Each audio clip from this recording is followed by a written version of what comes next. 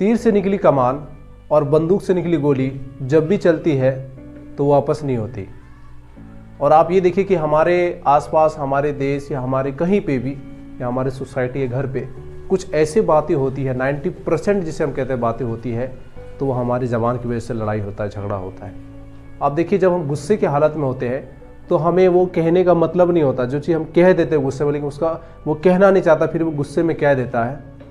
और कभी कभी तो गुस्से की हालत में कह देता है कि मैं आपको ये कर दूंगा, आपसे मैं रिश्ता तोड़ लूँगा, या जान से मारने की धमकी या किसी चीज़ को ख़त्म करने की धमकी दी जाती है।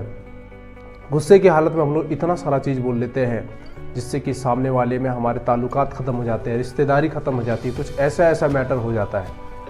तो आप ये ध्यान रखिए, जब भी हम बातें कर रहे हैं तो हमें सोच समझ के बातें करनी चाहिए, क्योंकि देखिए हमारे सोसाइटी में, आसपास में कभी ऐसे लड़ाई झगड़े होते हैं जो सिर्फ मुंह से कह दिया कि उसने मुझे ये क्यों कहा।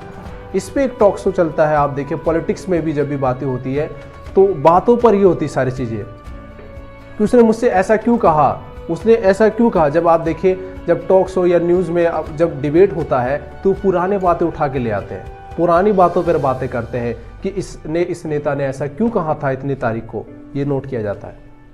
तो इसीलिए किसी बुजुर्ग ने क्या सही कहा है, किसी बड़ों ने क्या सही कहा है कि पहले तोलो और फिर बोलो, पहले सोचो फिर बोलो। क्योंकि हम जो अपने ज़बान से बातें कर रहे हैं, मुंह से जो भी चीज़ें बोलते हैं तो वापस नहीं होगी, क्योंकि बंदूक से जब निकली गोली कहीं पे भी चलती है तो वो वहाँ पे अपना दाग जरूर छोड़ देती है।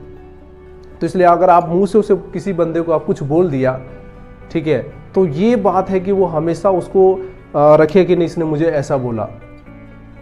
तो ये इसका ये मतलब होता है कि आप कभी भी ऐसी बातें नहीं बोले कि दूसरे वाले को परेशानी हो, क्योंकि हमें सोच समझ के बोलना चाहिए। आजकल हमारे सोसाइटी में जो लड़ाई झगड़ा होता है, जो ताल्लुकात ख़त्म हो जाते हैं सिर्फ इतनी सी बात पर कि उसने मुझे ये क्यों बोला, गुस्से में इसने क्यों बोला, ऐसा मुझे क्यों कहा, सिर्फ ऐसी बातों पर।